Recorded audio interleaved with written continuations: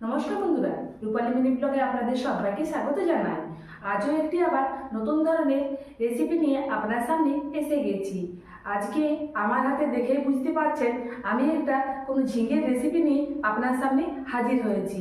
আজকে বানাবো ঝিঙে দিয়ে আলু পোস্ত। চলুন উপকরণ কী কী নিচ্ছি জন্য দেখে নিই আর ঝটপট বানিয়ে নিই। উপকরণগুলি হলো ঝিঙে, আলু, জল, সর্ষের তেল, পোস্ত, কাঁচা লঙ্কা বাটা, নুন আর সামান্য পরিমাণে হলুদ গুঁড়ো। এবারে এই ঝিঙ্গেটাকে আলুটাকে খোসা ছাড়িয়ে ছোট ছোট আকার করে কেটে নেব। চলুন কেটে নিই। ঝিঙ্গেটা আর আলুটাকে ছোট ছোট আকার করে দেখুন খোসা ছাড়িয়ে কেটে নিয়েছি। এবার এটা পরিষ্কার জল দিয়ে ধুয়ে নেব। চলুন জল দিয়ে ধুয়ে নিই। ঝিঙে আর আলুটাকে ভালোভাবে জল দিয়ে ধুয়ে নিয়েছি। এবারে রান্নাটা শুরু করা যাক। চলুন গ্যাস অন করে নিয়েছি, কড়াই বসিয়ে দিয়েছি। এবারে কড়াইয়ের মধ্যে দিয়ে দেব সর্ষের তেল পরিমাণ মতো। এবারে গরম হওয়া পর্যন্ত অপেক্ষা করতে হবে। তেল গরম হয়ে গেছে। এবারে দিয়ে দেব ঝিঙে আর আলু।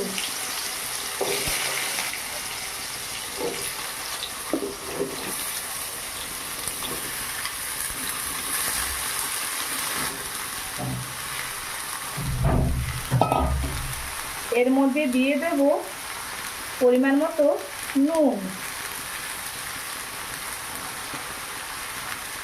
একটু নেড়ে চেড়ে নিতে হবে।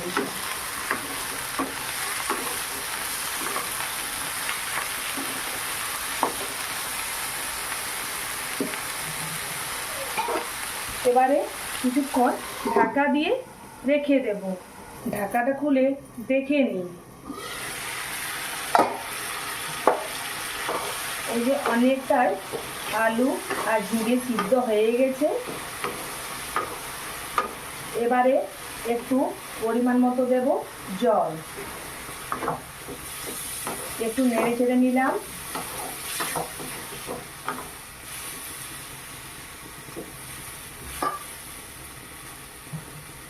এবারে আবারও ঢাকা দিয়ে কিছুক্ষণ সেদ্ধ করে নেব আলুটাকে, কারণ আলুটা একটু কম সেদ্ধ হয়েছে। বেশি কিছুক্ষণ ঢাকা দিয়ে রাখার পর খুলে দেখি।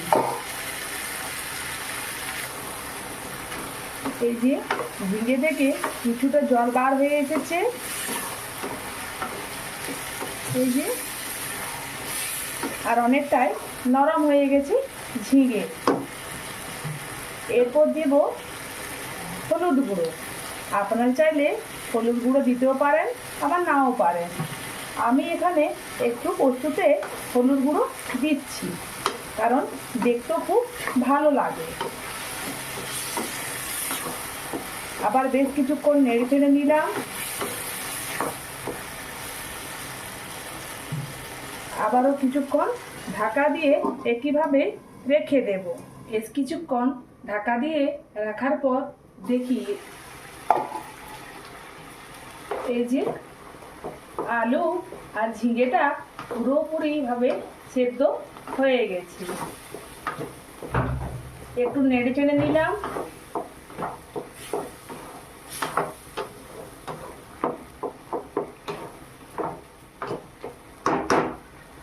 এবারে পোস্ত আর কাঁচা লঙ্কা বাটাটা এর মধ্যে দিয়ে দেব।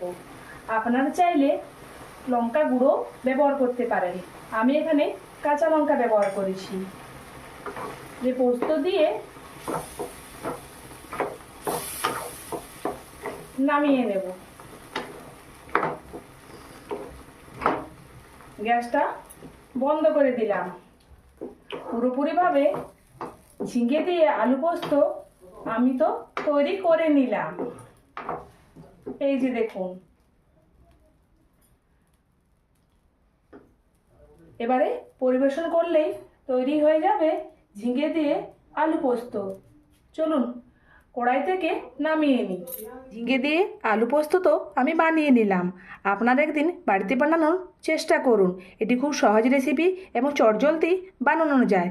আর আপনাদেরকে অসংখ্য ধন্যবাদ আমার পুরো ভিডিওটা দেখার জন্য। আবার দেখা হচ্ছে পরের ভিডিও নিয়ে। ততক্ষণের জন্য আসছি বন্ধুরা, সবাই ভালো থাকবেন, সুস্থ থাকবেন।